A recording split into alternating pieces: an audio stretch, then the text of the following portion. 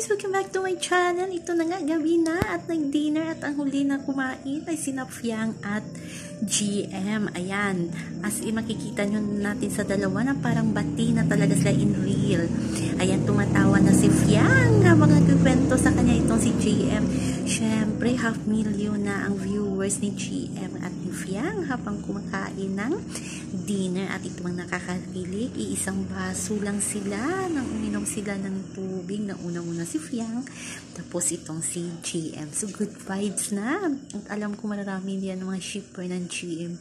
Fiang parang ata si kuya at ang cameraman ay talagang siniship na itong si GM at si Fiang bilang magka-love team kasi marami ng kinilig at may spark ang dalawa. So abangan natin ang serye ng GM Fiang sa loob ng bahay ni kuya. Paano ba naman yan? Si GM ba single? Si Fiang ata may boyfriend sa labas. So alamin natin.